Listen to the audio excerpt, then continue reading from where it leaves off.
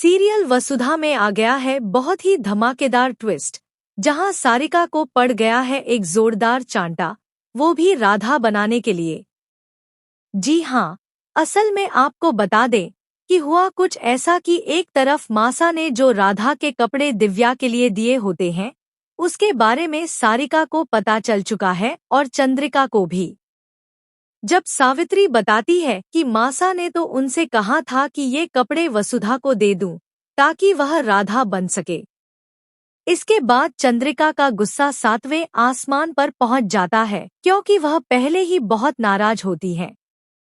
यहाँ जब वसुधा राधा बन जाती है तो जी हाँ, वह एक जोरदार थप्पड़ लगाने वाली है सारिका को। लेकिन यह सब हुआ कैसे, चलिए बताते हैं। अगर आपने अभी तक हमारे चैनल को सब्सक्राइब नहीं किया है तो जल्दी से कर लीजिए। आने वाले ट्विस्ट में आप देखने वाले हैं कि वसुधा रेडी हो चुकी होती है। तभी अविनाश देखता है कि यह तो दिव्या जी के कपड़े हैं जो वसु ने पहने हैं। इसके बाद वह अपने कपड़े भी अपने भाई को दे देता है और कहता है कि दादा, आज कृष्ण आप बनोगे। जिसके बाद देव कृष्ण बन जाता है और वसुधा राधा बन जाती है। अविनाश दिव्या से कहता है कि इस बार हम राधा कृष्ण नहीं बन पाएंगे, लेकिन तुम परेशान मत होना क्योंकि यह मौका किसी और के हिस्से में आया है।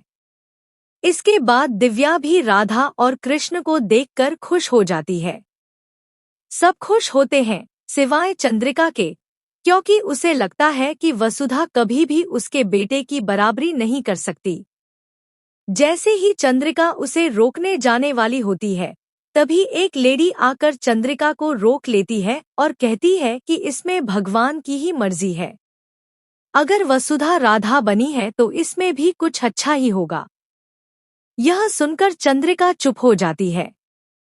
पूजा और रासलीला हो जाती है, सब कुछ ठीक हो जाता है। लेकिन चंद्रिका का गुस्सा अब भी कम नहीं होता। जैसे ही सभी लोग चले जाते हैं, चंद्रिका वसुधा के हाथों से बांसुरी छीन लेती है और कहती है कि तुम हमारे बेटे की बराबरी कभी नहीं कर सकती। वह इस घर का वारिस है, समझ आया तुम्हें? हमें पता है कि तुमने हमेशा हमारे घर के लिए कुछ किया है, लेकिन इसका मतलब यह नहीं कि तुम हमारे बेटे के बराबर खड़ी हो सकती हो।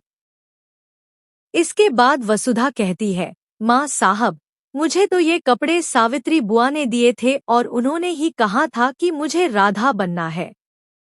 सावित्री भी बता देती है कि सारिका मैडम ने ही कपड़े दिए थे और वसु को राधा बनाने के लिए कहा था। इसी कारण वह किचन में भी आपके पास आई थी पूछने के लिए, लेकिन सारिका ने सही से कुछ पूछने नहीं दिया। अब तो सारिका की बैंड बजने वाली है। तो भाई, आप कितने एक्साइटेड हैं आने वाले ट्विस्ट के लिए? हमें कमेंट बॉक्स